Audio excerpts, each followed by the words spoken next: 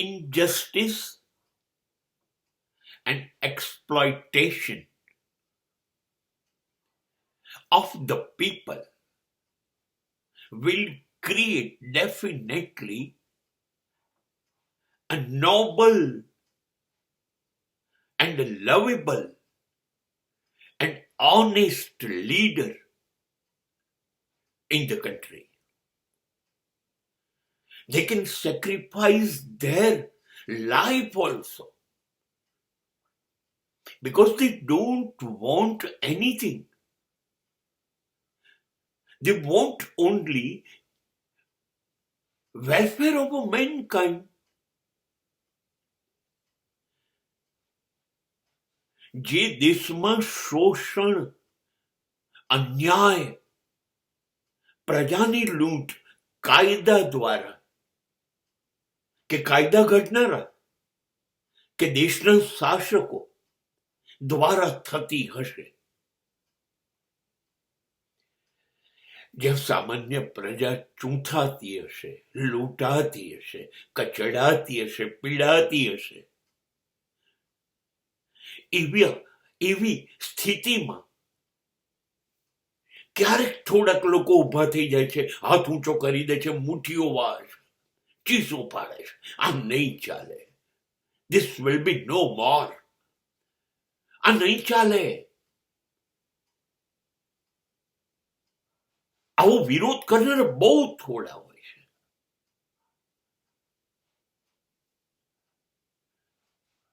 પ્રજા માટે, પ્રજાની ભલમનસી માટે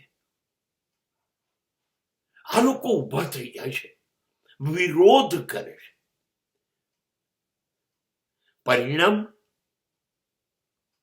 પરિણામ એ જ આવે છે જે વર્ષોથી આવતું આવ્યું છે.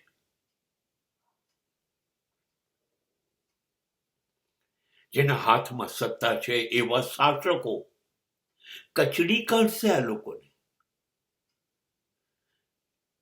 એને નિસ્ત નાબૂદ કરી દેશે, એનું અસ્તિત્વ મિટાઈ દેશે, એને મારી કાઢશે, એને જેલમાં પૂરી દેશે, એની જીવવું મુશ્કેલ કરી કાઢશે. સવાલ છે એની વિચારધારાને ખતમ કરી કાઢો. જો એ વિચારો સમાજમાં લોકો સુધી પહોંચાડશે, એના અવાજથી, એની બૂમોથી સમાજ જાગી જશે, ભાનમાં આવી જશે, ખબર પડી જશે, તો આખો સમાજ બૂમો પાડશે, તો આપણે લોકો ટકી નહીં શકીએ. આપણે જે લૂંટ કરવી છે કરી નહીં શકીએ. માટે આજે પહેલા લોકો છે, થોડા જે બૂમો પાડે છે, જેનાથી સમાજ જાગી શકે છે, એને જ ખતમ કરી કાઢો. પછી એ જીસસ હોય, પછી એ સોક્રેટીસ હોય, કે પછી એ ભગતસિંહ હોય, કે પછી એ રાણી લક્ષ્મીબાઈ, કોઈ પણ હોય, બસ એને ખતમ કરી કાઢો. એટલે એની વિચારધારા સમાજ સુધી પહોંચે નહીં. સમાજ જે બેહોશ છે, બેભાન થઈને જીવે છે, એમ જીવ્યા કરે, તો આપણે લૂંટ્યા કરીશું.